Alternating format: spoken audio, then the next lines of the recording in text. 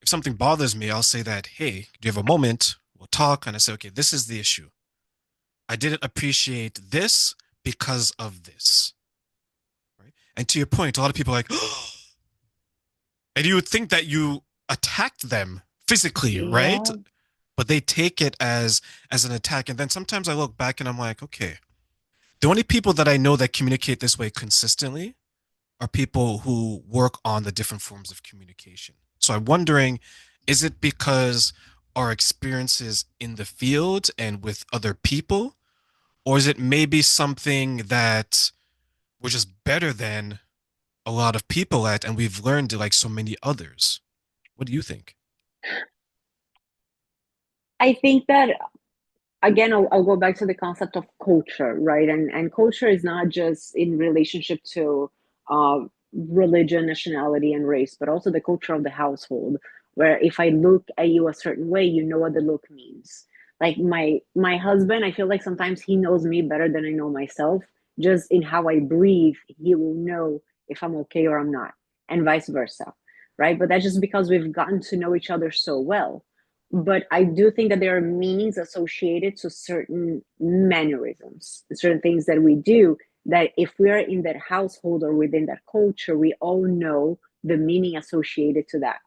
And we don't tend to talk about, I think, openly speaking about what is going on with us, our frustrations, or it's something new, right? Before we used to just put everything under the rug. We would use passive aggressiveness as a way to try to get you to understand why is it that I'm feeling this way without actually telling you, because just telling you, it could be fear, it could be maybe I'm being rude, I'm being vulnerable, or it's just uncomfortable and I don't know how to say it, right? So I rather not say anything.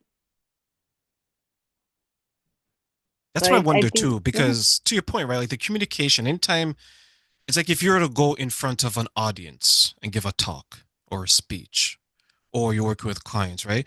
Like your communication, I think a lot of people forget has to fit your audience, Yeah. right? Could that be that maybe that's the missing piece, whereas you have to communicate in a way that the receiver of the message understands this, not necessarily in the way that you think it should be received. Yeah. It's whose burden is it, right? And different cultures will say different way. Whose burden of is it to be clear? The person giving the message or the person receiving the message? I believe that, well, yes, a little bit of both. I do think that it is a higher burden on me when I'm communicating to be as clear as I can. And sometimes what I think is clear may not be clear to the person who's receiving it. So I also think that for the receiver, coming from a place of curiosity becomes important. You notice that I've repeated this question many times. Did that make sense? Right? That's my way of trying to identify, like, did what I say and what you hear, were they like the same thing? Or did it get lost in translation? That's my way of trying to figure it out. But from you, you can also say, I don't know, did I understand that correctly? So I think the burden is a little bit of both. Um, some people believe it's only on one side, some people believe it's only on the other. And that's a tough place to be in because I'm trying to remember a time where I didn't do this and I wasn't so inquisitive about it, where I was just communicating, let's say, in the way that I was taught. Whereas you try to be as nice as possible and you're very careful with your words. But then as I got older, I began to realize that that wasn't the best way to do things because a lot of times, if you're so concerned about offending someone, you may not truly want to say what you're going to say, Yes. right? Um, that's when I like using the three columns of communication. So we'll go into some of the strategies, right? I have strategies for those giving the message and those receiving the message. Um, I've used it a lot and I really appreciate it. So the three columns of communication is column one is venting. Don't vent to the intended person. In your venting, we are not. intentional about the words that we use. In our venting, we go on tangents. In our venting, we swim in a sea of unfortunate word choices.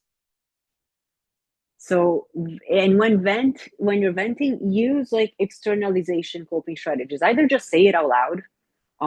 I like doing it in the shower because you're feeling the water soothing you.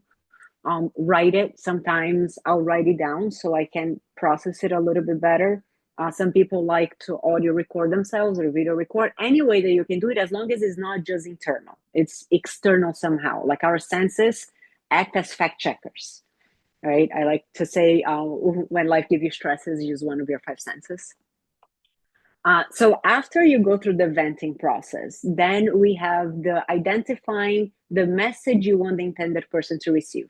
There's a difference between what I want to tell you and the message I want you to receive, right? So I have questions that I guide you in, like, what's the purpose of this message?